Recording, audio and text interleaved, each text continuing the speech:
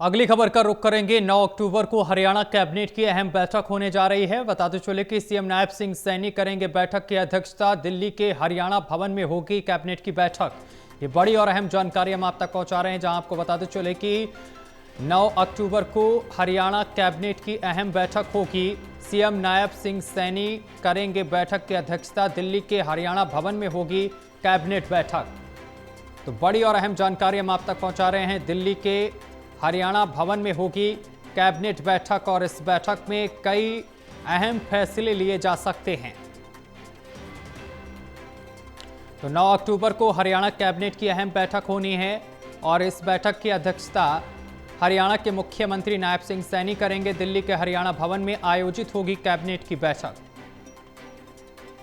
तो बड़ी और अहम जानकारी लगातार हम आप तक पहुंचा रहे हैं। 9 अक्टूबर को कैबिनेट की बैठक होगी। दिल्ली के हरियाणा भवन में होगी कैबिनेट की बैठक। 9 अक्टूबर को हरियाणा कैबिनेट की अहम बैठक होने जा रही है। सीएम नायब सिंह सैनी बैठक की अध्यक्षता करेंगे और इस बैठक में कई अहम फैसलों पर मुहर लग सकती है। और इस खबर पर अधिक जानकारी के साथ एसोसिएट एडिटर देवेंद्र कथुरिया हमारे साथ जुड़ गए हैं। देवेंद्र जी, 9 अक्टूबर को अहम बैठक होने जा रही है कैबिनेट की, क्या कुछ जानकारी?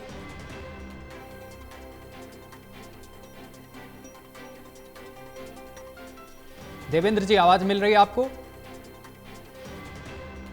और देवेंद्र जी से एक बार फिर से संपर्क साधने की कोशिश करेंगे, लेकिन ये बड़ी जानकारी लगातार हम आप तक पहुंचा रहे हैं। दिल्ली के हरियाणा भवन में होगी कैबिनेट की बैठक और 9 अक्टूबर को हरियाणा कैबिनेट की यह अहम बैठक है। इस बैठक में कई अहम फैसलों पर मुहर लगेगी और सीएम नायब सिंह सैनी इस बैठक की अध्यक्षता करेंगे। एक बार फिर हमारे साथ देवेंद्र जी जुड़ गए हैं। देवेंद्र जी, आवाज मिल रही है आपको? जी, अब सुन पा रहा हूँ। देवेंद्र जी, 9 अक्टूबर को हरियाणा कैबिनेट की अहम बैठक होने जा रही है। इस बैठक में किन फैसलों पर मुहर लग सकती है? देखिए, 9 तारीख की बैठक इसलिए अहम है सत्यम जी। दरअसल 17 अक्टूबर को प्रधानमंत्री का हरियाणा दौरा फाइनल हो गया है। 17 अक्टूबर को प्रधानमंत्री सोनीपत आएंगे। क्योंकि प्रधानमंत्री आ रहे हैं, लाडो लक्ष्मी योजना उम्मीद है उसकी पहली किस्त जारी करेंगे।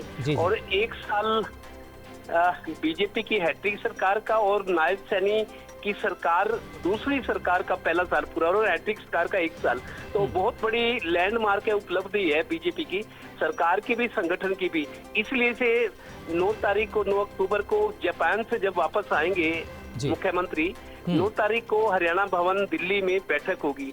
उसमें प्रधानमंत्री के दौरे को लेकर हरियाणा दौरा जो रहेगा 17 अक्टूबर का सोनीपत में ड्यूटियां संभलवाई जाएंगी। क्योंकि प्रधानमंत्री आते हैं तो बहुत बड़ा इवेंट होता है वो, तो किसके जिम्मे क्या काम होगा ये होगा। और फिर लाडो लक्ष्मी योजना की जो पहली किस्त का भुगतान होना है ऑनलाइन प्रधानमंत्री के हाथों करवाकर, वो भी एक माइलस्टोन स्थापित करना चाहेगी नायब सैनी सरकार। उसके अलावा कुछ और फैसले हैं जनहित के, उन पर सोच विचार होगा। मेन तो लाडो लक्ष्मी योजना है और उसके अलावा चुनावी वायदे और भी किए गए थे।